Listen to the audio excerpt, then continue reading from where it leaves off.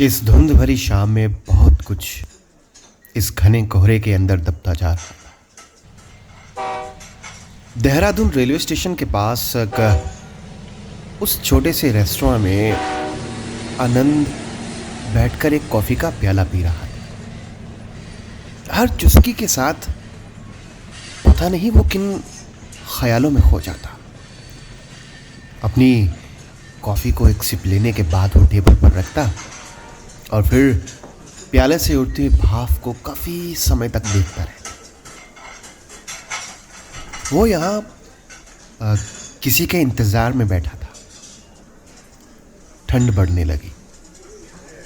उसने अपने बैग में से एक गर्म टोपी निकाली और सर पर ओढ़ ली।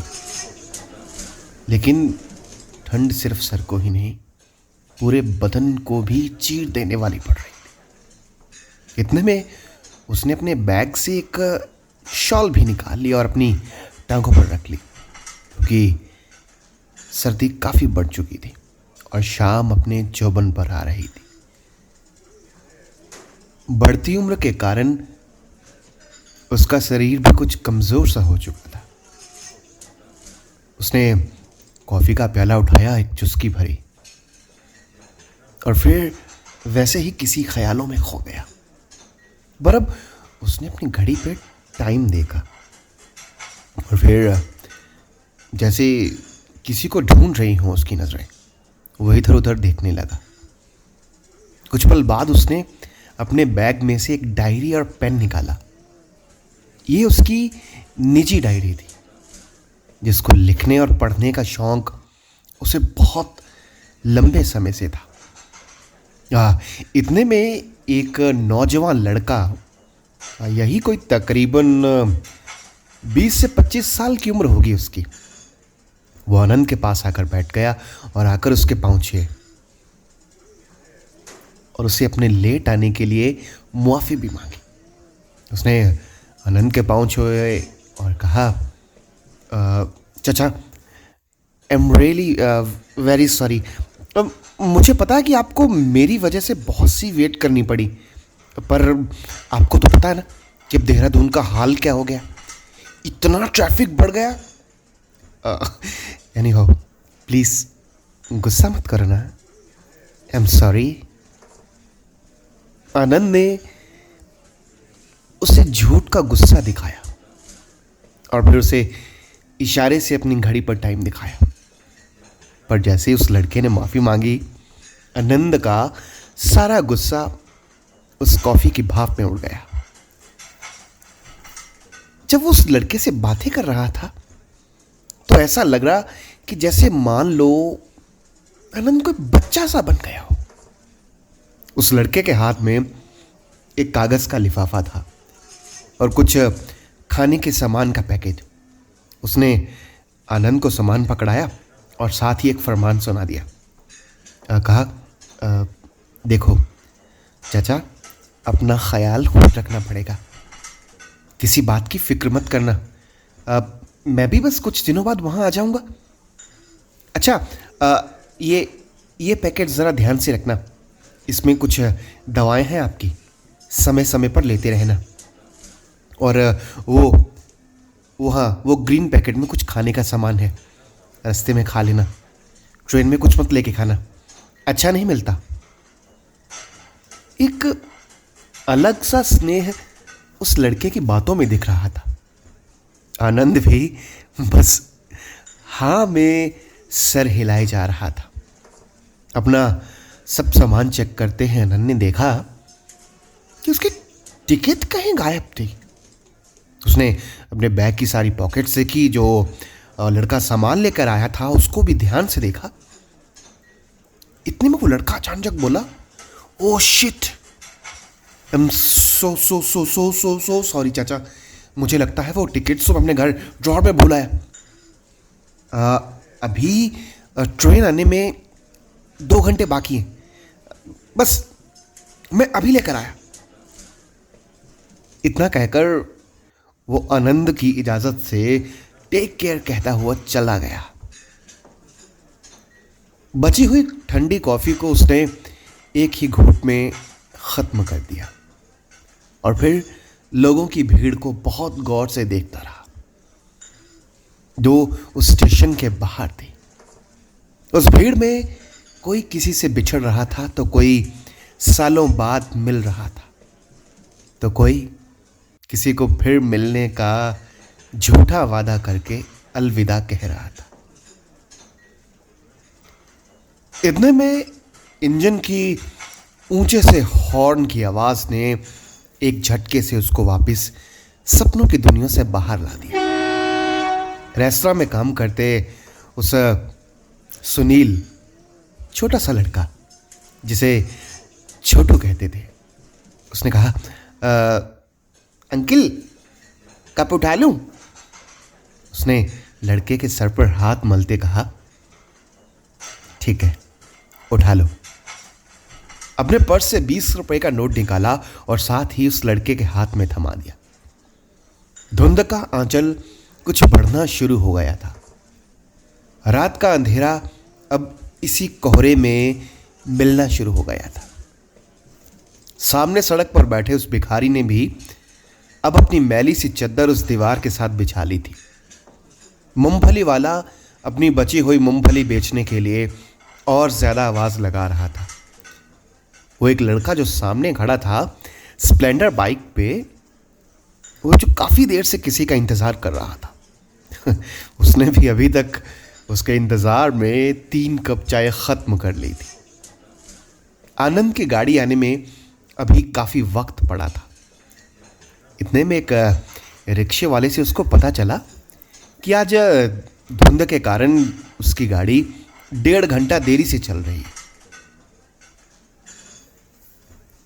आनंद ने अपना पेन उठाया और अपनी डायरी पर कुछ लिखा, फिर पता नहीं क्या सोच के उसको काट दिया और डायरी और पेन वापस बैग में रख दी।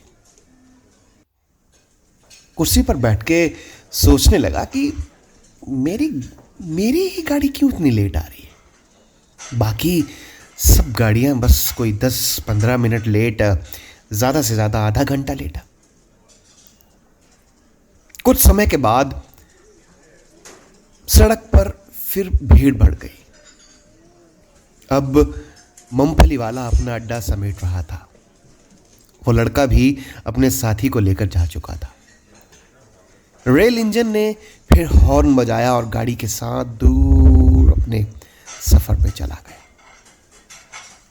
ठंड बहुत पड़ रही थी। आनंद ने ठंड से बचने के लिए एक कॉफी का ऑर्डर फिर दे दिया। कॉफी आने में अभी वक्त था, तो सुस्ताते हुए उसने अपना सर टेबल पर रख लिया और आंखें बंद कर ली। कुछ देर में एक औरत की आवाज उसके कान में पड़ी। वो फोन पर किसी से बात कर रही थी। हाँ आनंद, हाँ मैं पहुंच गई हूं, बस अभी पहुंची है ट्रेन, अभी 10-15 मिनट पहले। हाँ वो थोड़ा सर्दी के कारण लेट हो गई, तुम फिक्र मत करो बेटा। मैं यही हूं, वीनस कैफे। हाँ यहां मैं तुम्हारी वेट कर रही हूं। आनंद ने चौंक कर अपना सर उठाया। यह आवाज उसको बहुत जानी पहचानी सी लग रही थी। उसको लगा कि जैसे वो फिर से जवान हो गया। जब उसने उस औरत को देखा तो देखता ही रह गया। उस औरत ने कैश काउंटर पर एक चाय ऑर्डर किया और खिड़की की तरफ लगे टेबल पर बैठ गई। लंबे से बाल, दुबली पतली, उम्र 45 के करीब और आंखों पे एक नजर का चश्मा, गोल शीशे थे उसके। आंखों में एक सादगी और जुबान में मिठास। एक पतला सा शॉल उसने ओढ़ रखा था, लाल रंग का। उसको देखकर आनंद का दिल जोर से धक धक करने लगा।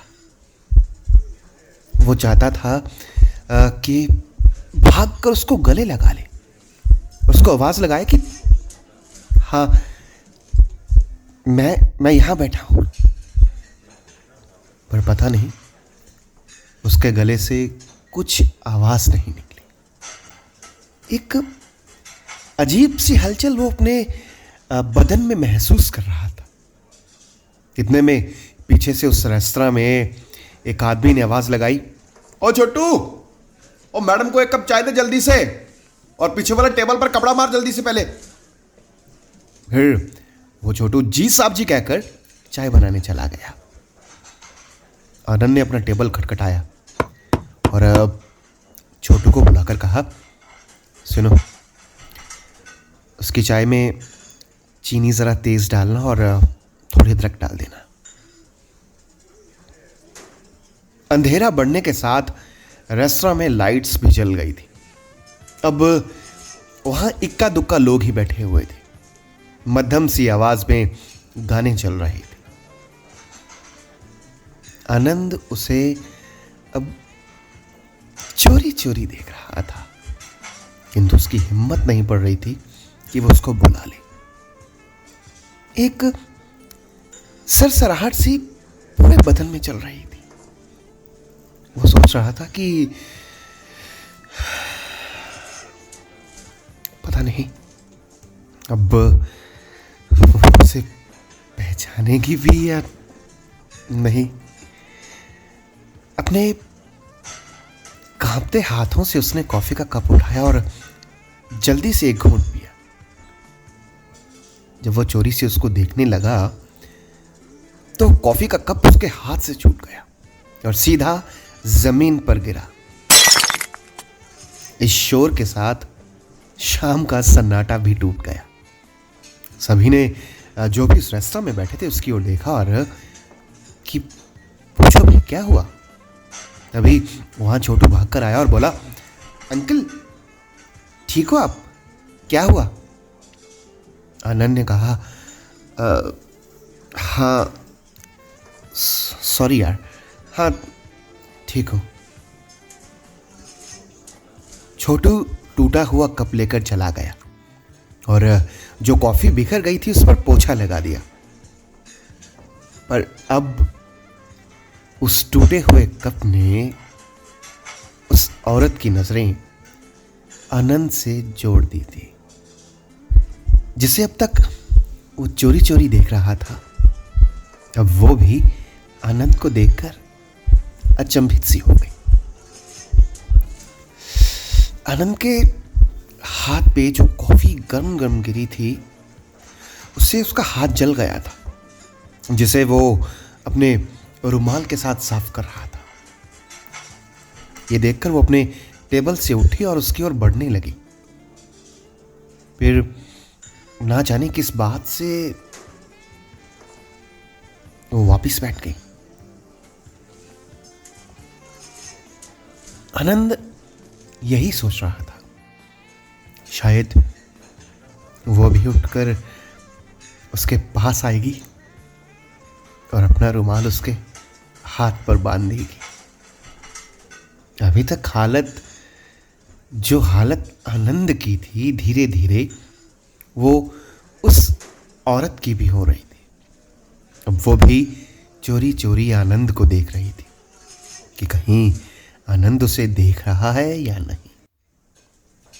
सर्दी के साथ साथ अब आनंद और उस औरत की सांसें भी बढ़ रही थी। काफी देर तक ये सिलसिला चलता रहा।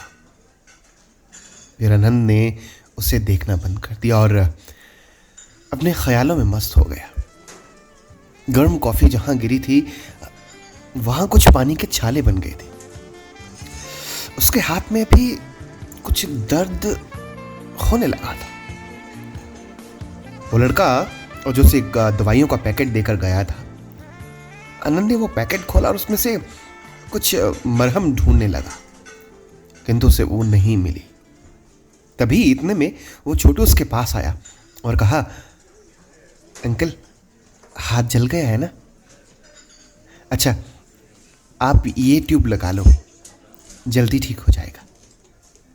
इतना कहकर उसने वो ट्यूब उसके हाथ में थमा दी और चाय का कप वहां रख दिया। चाय का कप? पर मैंने तो ये ऑर्डर ही नहीं किया। आनंद हैरान सा रह गया कि छोटू यहां चाय का कप क्यों रख के गया। जैसे ही वो छोटू को मना करने के लिए पीछे मुड़ा तो उस औरत ने इशारे से कहा कि ये चाय का कप उसने भेजा। आनंद कुछ शर्मा सा गया। तभी उसने एक सवाल अपने दूर बैठे इशारों से कहा, अब हाथ कैसा है? आनंद ने कुछ कहने की बजाय सिर्फ मुस्कुराकर दिखा दिया। कुछ रंगीन सी तितलियां उसके आसपास मंडराने लगी थी। शर्मा के उसकी गालों का रंग लाल पड़ गया था। अब उस कॉफी की जलन वो भूल गया। बस उसने उसका हाल पूछ लिया, इतना काफी था उसके लिए। उसने चाय का कप उठाया और गहरी सी सिप ली। इतने में उसे अपने कंधे पर कुछ महसूस हुआ। उसने देखा कि वो औरत उसके कंधे पर हाथ रखकर पीछे खड़ी थी। पास वाली चेयर को उसने अपने पास खिसकाया और बैठ गई। उसकी टोपी की ओर देखते हुए वो बोली, अभी तक ये टोपी संभाल कर रखी है। आनंद ने भी तुरंत पलट कर उसे जवाब दिया, तुमने कौन सा ये शॉल बदला है? वैसे पुरानी चीजें आदमी को नया रखती।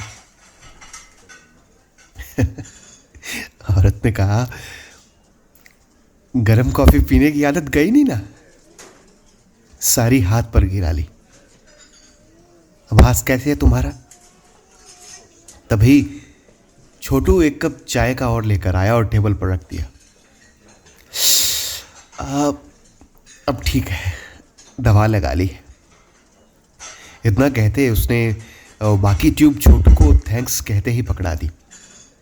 तो छोटू बोला, अंकल थैंक्स मेरा नहीं, आंटी का कीजिए। उन्होंने ही ये ट्यूब दी थी मुझे आपको देने के लिए। आनंद सन्न सा रह गया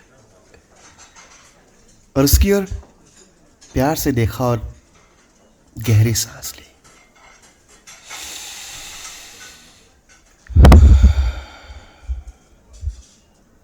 बस इसी में उसने शुक्रिया कर दिया था। वो दोनों बिना कुछ बोले एक दूसरे से नजरों से बातें करते रहे, बिना बोले। अचानक ठंडी हवा के एक झोंके ने उस औरत को झंझोड़ कर रख दिया। तभी आनंद ने अपना बैग खोला और अपनी एक शॉल निकालकर टेबल पर रखते उसे कहा, रंजना। उसने बिना कुछ बोले वो शॉल को वापस उसके बैग के ऊपर रख दिया। वैसे आनंद इतने सालों बाद मिली एहसास की गर्मी को यादों के पल्लू से मैं ढकना पसंद नहीं करती, पर हवा कहाँ रुकने का नाम ले रही थी। अंधेरा भी अपना आंचल और फैलाने लग गया था। अभी तक जो गीत उस रेस्तरां में तेज धुन में गूंज रहे थे, अब वो मध्यम सी गजलों में बदलने लगे थे। रंजना अपने ही ख्याल में खोई बाहर फैली धुंध को देख रही थी।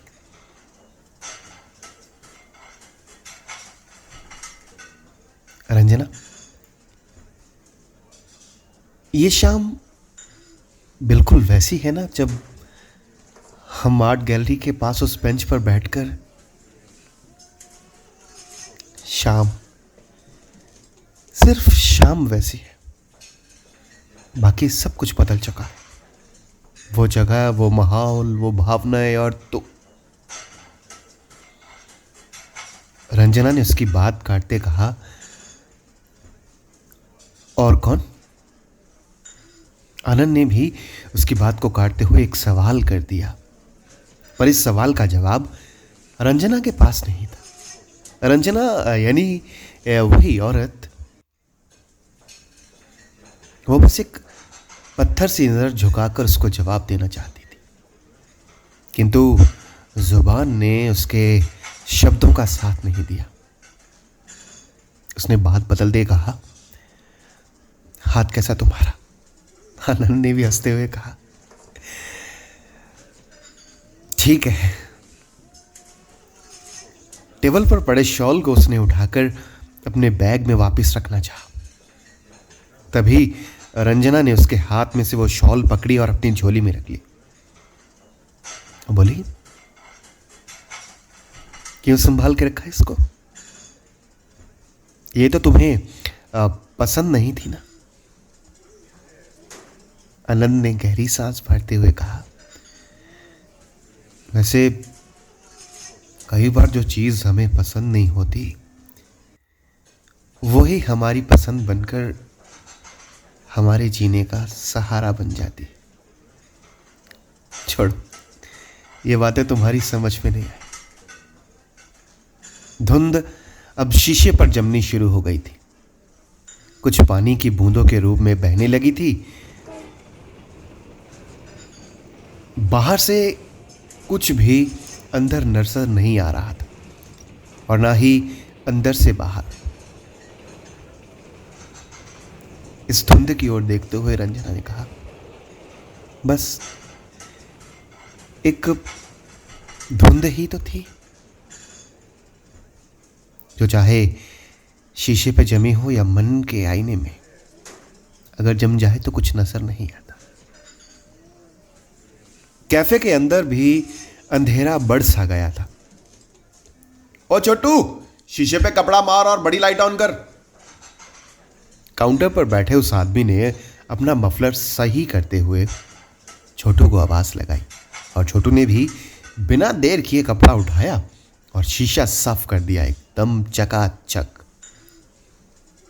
कैफे के बिल्कुल बीचों बीच लगी बड़ी सी लाल रंग की लाइट ऑन कर दी। सर्द मौसम, गर्म चाय और लाल रंग की लाइट ने माहौल को कुछ रंगीन सा बना दिया। पुरानी यादों का सफर हमेशा नया रहता है, क्योंकि यादों में कुछ भी तो नहीं बदलता, वैसा ही रहता है, चाहे सालों साल बीत जाए। बाहर फैली धुंध में अपने अतीत के अक्स की तलाश में रंजना कहीं गुम हो गई। वो अपनी यूनिवर्सिटी के कैंपस में साउथ इंडिया कैफे के बाहर लगे उस बेंच पर जा पहुंची, करीब 20 साल पीछे, जब वो यूनिवर्सिटी में नई नई पढ़ने आई थी। इसी टेबल के पास इन दोनों की मुलाकात हुई थी। यूनिवर्सिटी के 2 साल तक यही उनका मीटिंग पॉइंट रहा। दोनों में एक अनजान सा रिश्ता था, दोस्ती से ऊपर और प्यार से थोड़ा नीचे। बहुत कुछ अनकही बातों को दोनों ने अपने दिल के कोने में इकट्ठा कर रखा था, जैसे घर के किसी कोने में हम पुरानी चीजों को इकट्ठा कर देते हैं। उनकी दोस्ती किसी रिश्ते की तलाश कर रही थी, पर कहे कौन? इसी बदलाव के साथ उनका दोस्ती वाला प्यार भी वो वाले प्यार में बदलता जा रहा था। प्यार की परिभाषा हर एक के लिए अपनी होती है। प्यार को समझकर ही नहीं, बल्कि बोलकर भी बताना और जताना पड़ता है। और उस चढ़ती उम्र में दोनों ने कभी एक दूसरे को बताने की कोशिश ही नहीं की कि हाँ, मैं तुमसे प्यार करता हूँ। हाँ, मैं तुमसे प्यार करती हूँ। यही वो बात थी जो ये दोनों एक दूसरे को कभी कह ही ना सके। दोस्ती के अंतिम छोर से प्यार की ओर मुड़ने को उनका यह रिश्ता किसी उलझन में फंसकर खड़ा रहा। दोनों टेबल पर बैठकर घंटों बातें करते रहते। एक दिन रंजना ने उसे टटोलने की कोशिश की और कहा, अच्छा आनंद, एक बात बताओ। सपोज मान लो कि तुम्हारा विवाह, तुम्हारी शादी तुम्हारी गर्लफ्रेंड से नहीं हुई, अगर कोई है तो तुम अपने प्यार को अपने दिल में जगाने के लिए, अपने आसपास जगाने के लिए क्या करो? आनंद ने कहा, ये कैसा सवाल। चलो मैं बताता हूं। मैं ये करूंगा कि अगर मेरी बेटी हुई तो मैं उसका नाम अपनी गर्लफ्रेंड के नाम पर रखूंगा, और अगर मेरी गर्लफ्रेंड के यहाँ बेटा हुआ तो वो मेरे नाम पे अपने बेटे का नाम रखे। रंजना ने उसे ध्यान से देखते हुए कहा, ये क्या जवाब? आनंद ने हंसी में उसकी बात टाल दी। वो सारी रात सोचता रहा कि वो रंजना को अपने दिल की बात कब कहेगा, कब वो टाइम आएगा कि जब वो अपने दिल की बात उसके सामने रखेगा। सितंबर महीने की एक शाम को बहुत कोशिश करके उसने अपने दिल की बात रंजना को कह दी। तो उसने रंजना को कहा, रंजना, मुझे तुमसे एक बात करनी थी। रंजना उसके हाव भाव से भाप गई थी कि उसे क्या बात करनी है। वो भी थोड़ा घबरा सा गई, क्योंकि आखिर है तो वो भी लड़की ना। उसने शांत भाव से उसकी बात सुनी। उसने रंजना से कहा, रंजना, मैं तुम्हें अपनी जिंदगी में एक हम सफर के ओहदे पे लाना चाहता हूं। मैं चाहता हूं कि तुम मेरी पत्नी बनो, क्योंकि मैं तुमसे प्यार करता हूं। रंजना घबरा सी गई। ऐसा नहीं कि उसे मोहब्बत नहीं थी, मोहब्बत थी, पर वो उसे हां नहीं कह सकी जो उसे हां कहना चाहती थी। वो हां जो उसके जहन में थी। ओ, उसने हंस के आनंद को कहा, अच्छा अगर मैं हाँ ना कहूं तो? उसने कहा कि मैं तुम्हारा हाँ का इंतजार करूंगा। कब तक इंतजार कर सकते हो? जिंदगी भर। देख लो, क्या तुम कर सकोगी? दोनों में एक खामोशी फैल गई। फिर दोनों एक दूसरे की हां का इंतजार करने लगे। उस चिट्ठियों के युग में दोनों अपने अपने घर लौट गए। एक दो बार चिट्ठियों से मुलाकात हुई, पर हाँ नहीं हुई। पता नहीं रंजना हाँ क्यों नहीं कर सकी।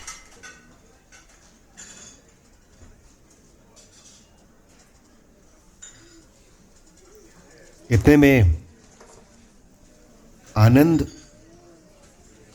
रंजना को लेने आ गया। जैसे ही वो उसको लेने आया तो उसने फोन किया। हेलो। हाँ हाँ मौसी, मैं यहाँ पहुँच गया हूँ, आप ज़रा बाहर आओगी? आनंद ने कहा, किसका फोन था? रंजना ने उसे बहुत गहरी और प्यार की निगाह से देखते हुए कहा, आनंद का फोन आया था, मुझे घर लेने आया है। आनंद फिर खामोश रहा।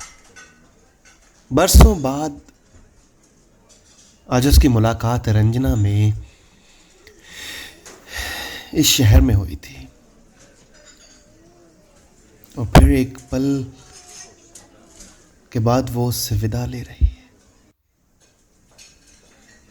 वो आज भी इसी इंतजार में था कि रंजना उसको हाँ कह दे, और रंजना भी इसी इंतजार में थी कि आनंद फिर मुझे रोक ले और मैं उसे हाँ कह दूं। इसी हाँ के इंतजार में जिंदगी के कितने साल बीत गए। आनंद ने रोका नहीं और रंजना ने कहा नहीं। रंजना ने अपना बैग उठाया और बाहर चली गई।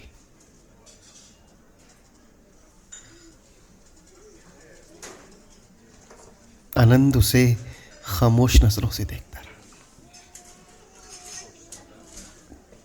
जैसे ही वो बाहर निकलने लगी, आनंद ने उसे आवाज लगाई, रंजना, तुमने अभी तक मुझे बताया नहीं।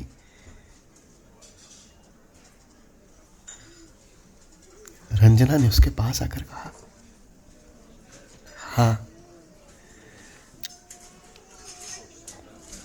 मेरी तरफ से तब भी हाँ थी और आज भी हाँ है। आनंद की आंखों से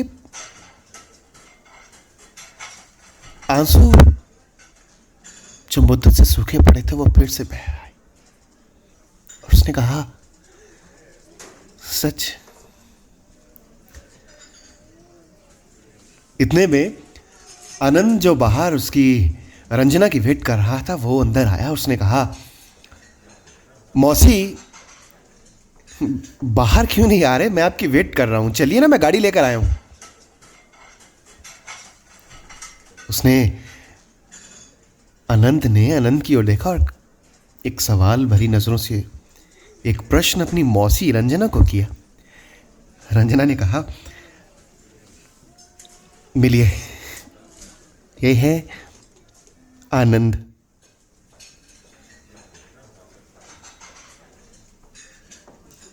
तुम्हारे मौसा जी।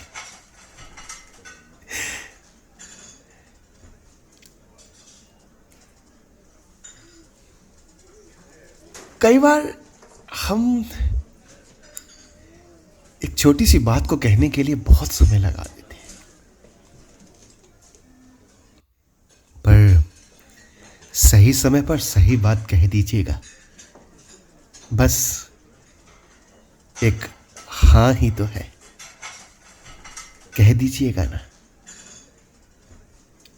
तो ये थी कहानी, बस एक हाँ ही तो है। फिर किसी कविता, कहानी, मुलाकात, किस्सों के साथ आपसे मुलाकात करूंगा मैं, आपका दोस्त